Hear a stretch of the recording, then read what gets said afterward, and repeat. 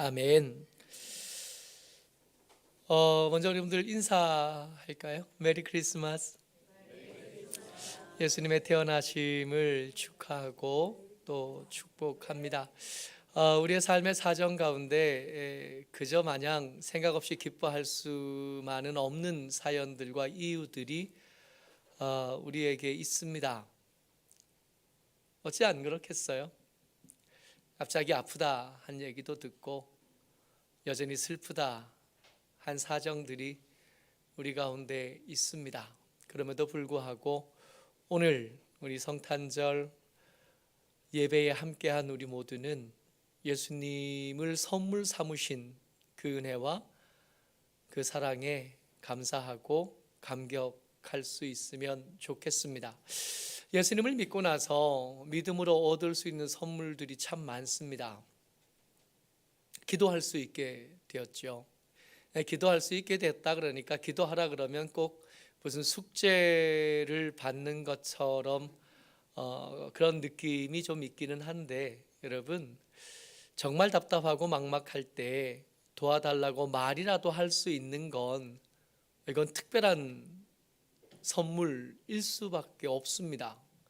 정말 어디 말 한마디 할 때가 없다고 느껴질 때가 있잖아요.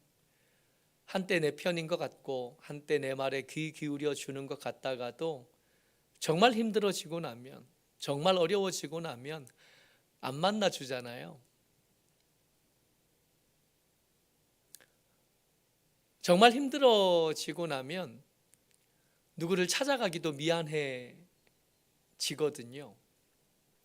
대전에서 부목사로 있다가 우리 이상무 목사님 돌아가시고 편찮으시면서 부산에 내려와서 담임 목사가 된 거죠. 그러니까 제가 어릴 때 젊을 때 살던 곳이 울산이고 부산이고 이렇게 아는 사람들이 꽤 많은데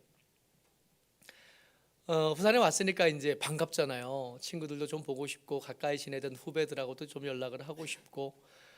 근데 여러분 연락이 안 돼요. 그걸 몇 번 그렇게 연락을 시도하다가 그런 느낌을 받았어요. 사람들이 내가 연락하는 걸 그리 반기지 않는구나 하는 느낌을 받았어요. 작은 교회 목사가 지금은 커요. 지금 우리가 큰데 그때를 기억하시는 분들이 계실 겁니다. 처음 왔을 때 저희 식구하고 다 합쳐서 20명쯤이었으니까요. 그러니까 전화하기도 미안하고 전화 받는 사람도 부담스러워요. 그래서 그때부터의 친구들, 후배들, 선배들에게 전화를 안 했어요.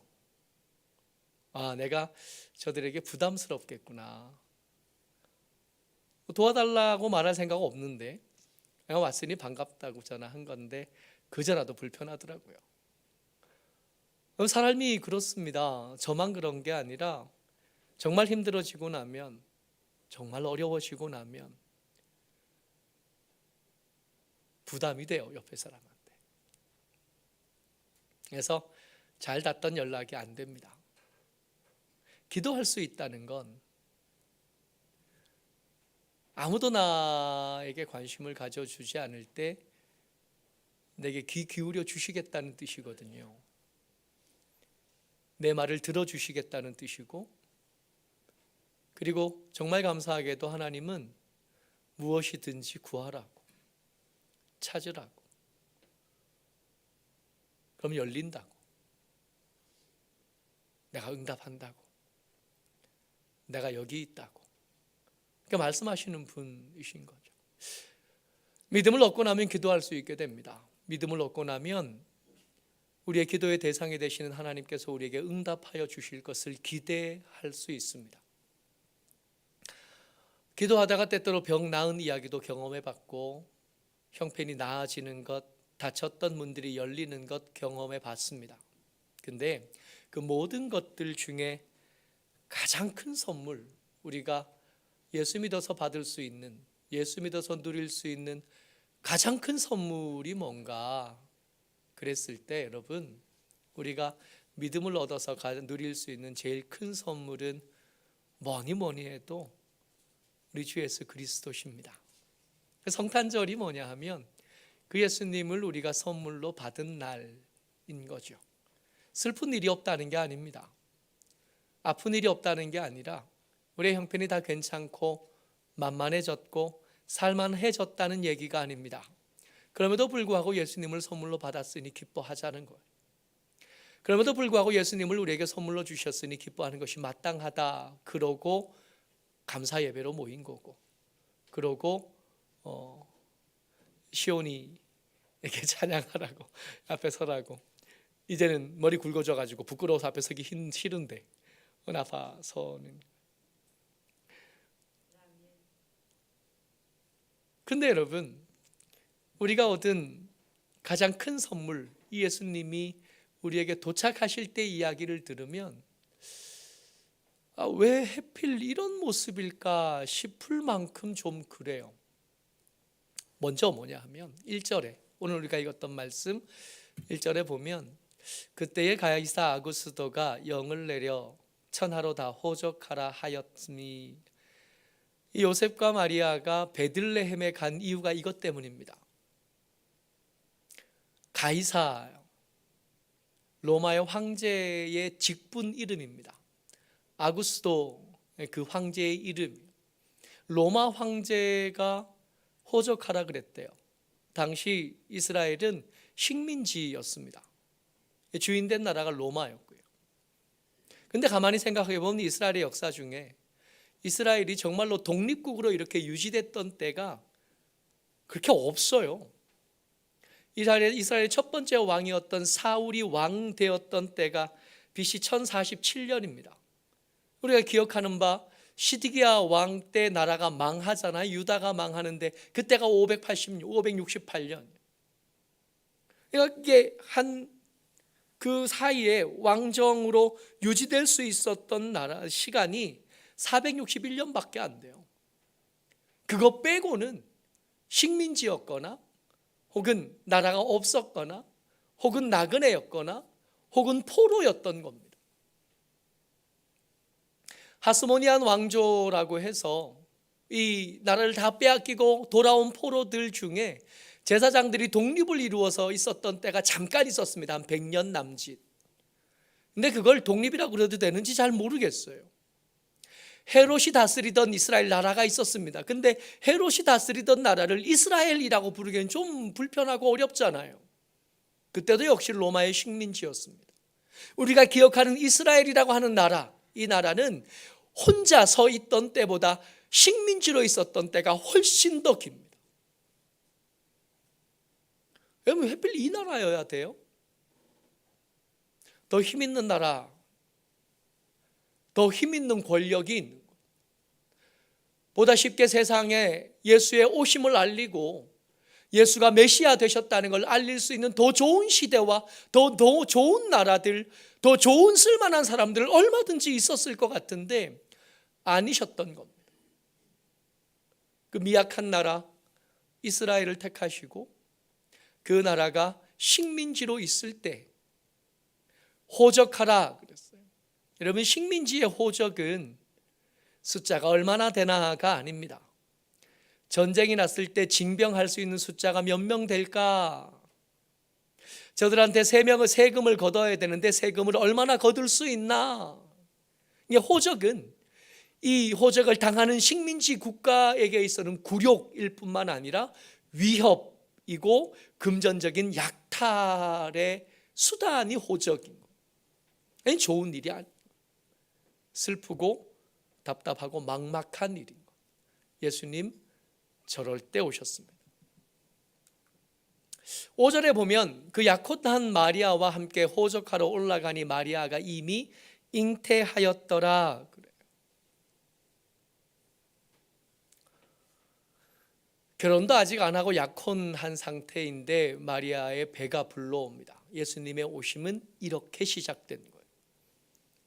그러니까 뱃속에 있을 때부터 예수님은 생명의 위기를 당하면서 세상에 오셨고, 그렇게 겨우 요셉의 동의를 얻어서 이제 용납은 되었지만, 여러분, 만삭된 처녀가 먼 길을 걸어서 베들레헴까지 가는 거예요. 여러분, 베들레헴이 다윗의 후손인 요셉과 마리아에게는 고향이라고 생각되지만 사실은 요셉과 마리아는 아마도 베들레헴에 한 번도 가보지 못했을 겁니다. 그렇게 왕래가 빈번하던 때가 아니잖아요.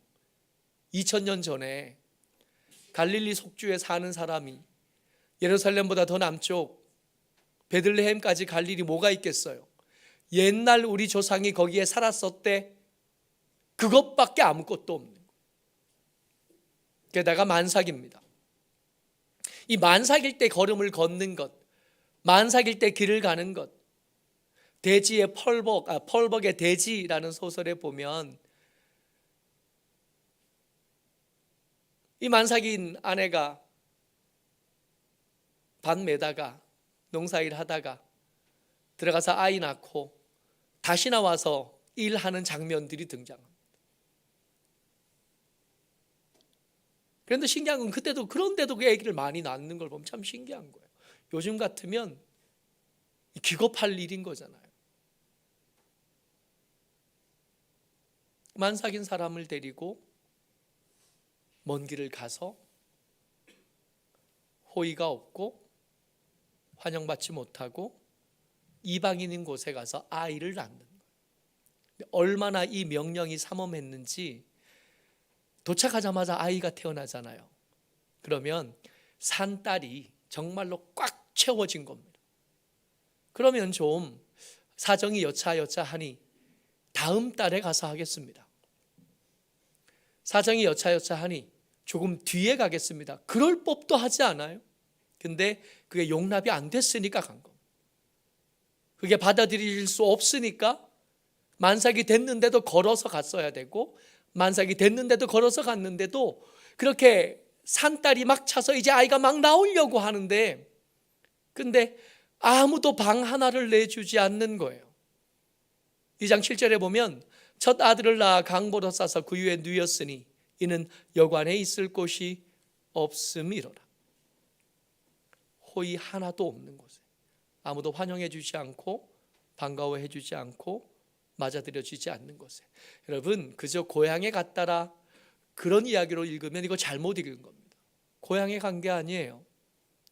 옛 조상들의 흔적을 따라 전쟁 가면 끌려갈 각오를 하고 가는 거고, 호적하고 나면 내가 벌어들인 수입의 일정 부분을 빼앗길 걸 각오하고 거기 가는 겁니다.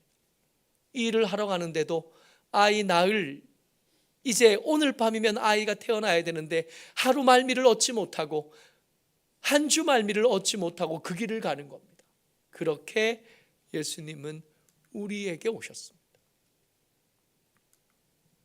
식민지 일대에 만삭으로 하는 여행을 감당하고 방이 없는 여관 마국간에서 태어나셔서 우리에게 선물이 되신 거예요.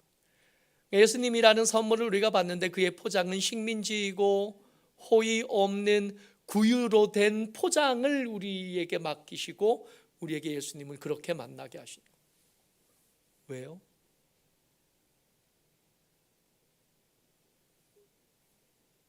왜요? 뭔가 상식적이지 않을 때는 특별한 이유가 있는 거잖아요. 그렇지 않아요? 그냥 괜히 고생 한번 해봐라 그러고 이러실 리는 없잖아요. 그러니까 예수님께서 이렇게까지 하시는 이유, 하나님께서 당신의 아들 독생자 예수 그리스도를 세상에 보내시면서 이렇게 어렵고 이렇게 가슴 아프고 이렇게 힘든 포장으로 포장해서 우리에게 보내주시는 이유가 있을 거 아니에요. 왜 그러셔야 돼요? 히브리서 4장 15절을 제가 세번역 성경으로 써왔습니다. 같이 한번 읽지요? 시작. 우리의 대제사장은 우리의 연약함을 동정하지 못하시는 분이 아닙니다. 그는 모든 점에서 우리와 마찬가지로 시험을 받으셨지만 죄는 없으십니다.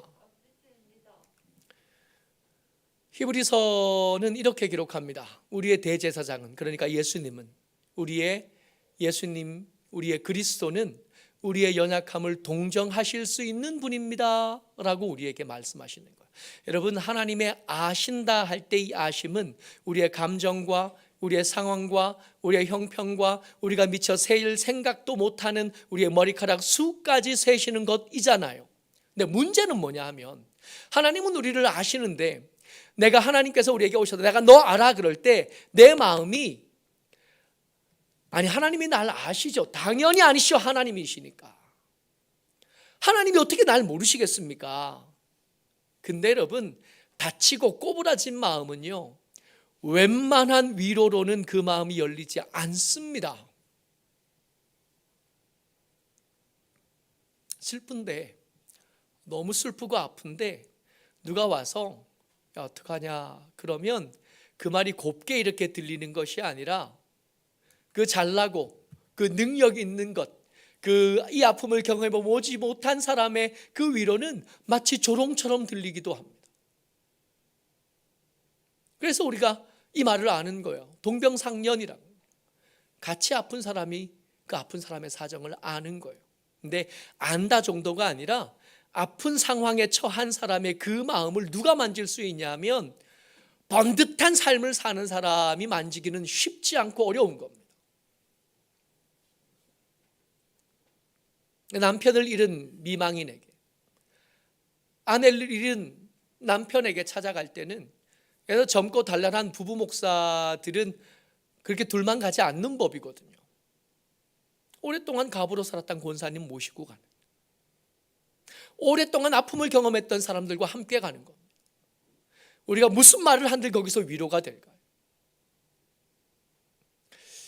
여러 번의 장례식 중에 제일 기억에 남는 가슴 아픈 장례식이 40 되기 전에였던 것 같아요. 동갑내기 아빠가 식구들과 같이 저녁 식사를 하고 저녁에 잤는데 아침에 안 일어나는 거예요. 39, 38 그때쯤인 것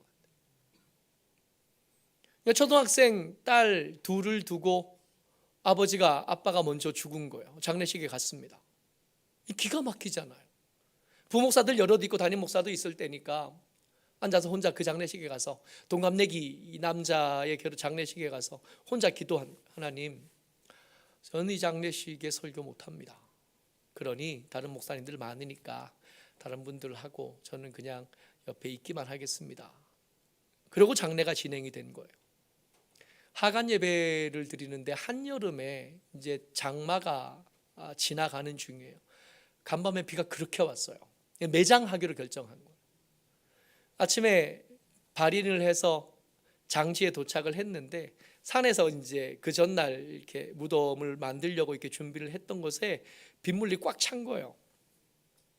빗물이 꽉 차 있으니까 장례가 진행이 안 되잖아요. 그 자리를 정리하고 올라가는 길도 정리하고 그 물이 가득한 그 무덤도 다시 퍼내야 되니까 그러고 있는 중에 시간이 자꾸 간 겁니다. 그러니까 뒤에 일정에 있는 목사님들이 한 분씩 갔어요. 일이 있어서. 마지막까지 저 혼자 남은 거예요. 점심때가 다 돼서 이제 하간을 해야 되는데 다 가고 혼자 남은 거예요.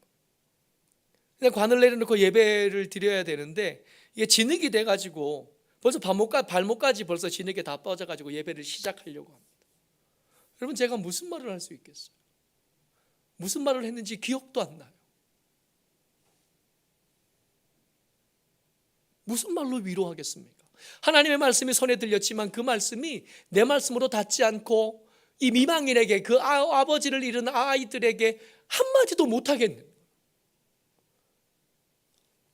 위로는 위로하는 사람이 위로받는 사람들의 마음을 어떻게 만질 것인가에서 승부가 나는 거거든요. 예수님이 우리를 아십니다마는 예수님이 날 안다는 사실이 차갑고 멀고 폭력적으로 들릴 수 있는 겁니다. 하나님 결정하신 거예요. 세상에 어떤 불행한 사람도 예수님이 내가 널 알아 할 때 예수님이 내 아픔을 어떻게 압니까? 라고 말하지 못하도록 만드신 겁니다. 내가 너 알아. 내가 날 때 내가 나던 나라는 식민지였고 나를 낳은 어미는 나를 잉태하는 것과 동시에 생명의 위협을 받았고 나의 부모는 내가 태어날 때 방 하나를 얻지 못했고 나는 마구간에서 태어났고 나는 태어난 뒤에 말 구유에 누워 있었어. 내가 네 아픔을 알아. 예수님은 아무도 편들어주지 않는 그 차가운 십자가를 지시면서 우리에게 말씀하십니다. 내가 너 사랑해. 누구도 세상에 있다가 살다가 가는 모든 사람들 그 누구도 감히 예수님을 향해서 예수님이 어떻게 내 사정을 압니까? 말할 수 없습니다. 누구도 이처럼 태어나지 않았어요. 우리가 지난주에 카타콤에 그려진 동방박사 그림을 이렇게 봤습니다. 그때 한 번도 햇볕 보지 못하고 카타콤에서 태어나서 카타콤에서 인생을 맞이한 성도들이 그 시대에는 있었거든요. 그 사람들도 예수님 알아. 내가 너희를 사랑해. 여러분, 선물의 역할을 제대로 하려면 주는 사람의 준비도 필요하지만 받는 사람의 반응이 굉장히 중요해요. 아유 뭐 이런 걸 다 아유 먹을 것도 없는데 무슨 꽃다발이야 이러면 이제 그 남편은 다시는 꽃다발 안 사오는 거잖아요. 주는 사람도 중요하지만 주는 사람이 선물을 잘 준비해야죠. 잘 준비하는 거 중요하고, 그렇지만 받는 사람이 잘 받아주지 않으면 그 선물은 빛을 잃게 되고 선물은 선물답지 못하게 되는 겁니다. 그러니까 받는 마음이 중요하고 받는 태도가 또 중요한 거예요. 하나님께서 우리에게 주실 수 있는 최고의 선물을 이렇게 험한 포장지에 싸서 우리에게 주셨습니다. 우리는 어떻게 받을까? 우리는 성탄절을 어떻게 보내야 되는가? 베드로전서 1장 8절입니다. 같이 읽지요. 시작. 예수를 너희가 보지 못하였으나 사랑하는도다. 이제도 보지 못하나 믿고 말할 수 없는 영광스러운 즐거움으로 기뻐하니.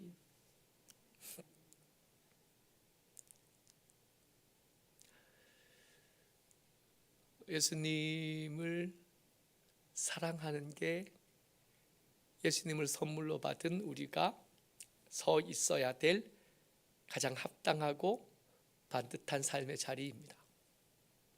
뭔가 대단한 것을 헌금으로 가져오라고 말씀하지 않으십니다. 뭔가 대단한 헌신으로 생명을 바쳐라 뭐 이렇게 말씀하지 않으시는 거예요. 내가 너 사랑하니까 너도 나를 좀 사랑해 줬으면 좋겠다 말씀하십니다. 예수님이 우리를 사랑하신다고 말씀하십니다. 그러니 우리도 예수님을 사랑했으면 좋겠습니다. 어느 날 예수 믿고 시간이 오래 지났는데도 분주하고 바쁘고 각박한 인생 사는 중에 주를 향한 사랑이 내 속에서 식어진 것이 보이는 거예요. 예수님을 봐도 아무 느낌이 없어요. 십자가를 봐도 마음이 냉랭합니다. 여러분, 우리는 주의 사랑을 받은 사람으로 주를 사랑할 기회를 얻은 사람들입니다. 사랑하는 게 마땅합니다. 말할 수 없는 영광스러운 즐거움으로 기뻐하는, 성탄절에 해야 될 가장 중요한 일은 감사하고 기뻐하고 즐거워하는, 고맙다 생각하는 겁니다. 어쩌록 저와 여러분들, 베드로전서 1장 8절에 예수님을 사랑하는 게 제대로 된 반응이야? 그를 즐거워하고 그를 기뻐하는 것이 선물을 받는 이로서 합당한 반응이야. 그러고는 한 절 넘어가면 9절에 믿음은 결국 곧 영혼의 구원을 받음이라 그래요. 앞에서 말한 거예요. 앞에서 말한 거, 예수를 사랑하는 거, 그를 즐거워하는 거, 그를 기뻐하는 거, 이 세 가지를 단어 하나로 묶으면 그게 믿음입니다. 예수님을 사랑하는 거, 예수님을 즐거워하고 그를 기뻐하는 것이 믿음입니다. 모쪼록 이 성탄절에 저와 여러분들이 믿음으로 하나님 앞에 거하고 세상 앞에 살아가는 하나님의 사람들 다 되시기를 주의 이름으로 축복합니다. 이 성탄절은 그저 우리가 기쁘다 감사하기에는 그 앞일, 그 뒷일을 아니까 마음이 좀 무거워요. 예수님의 오심은 십자가를 향한 걸음의 첫 걸음이거든요. 우리를 응원하고 싶으신 겁니다. 거룩한 삶을 살아가는 우리에게 힘을 주고 싶으신 거예요. 그래서 오셔서 십자가를 향해서 뚜벅뚜벅 걸어가신 겁니다. 그 응원의 결정체가 성찬입니다. 이 성탄절의 성찬을 함께 나누면서 예수님을 사랑하는 삶의 힘을 얻기를 바라고, 예수님을 즐거워하고 기뻐하는 삶의 응원을 얻게 되시기를 주의 이름으로 축복합니다. 성찬식을 거행하도록 하겠습니다.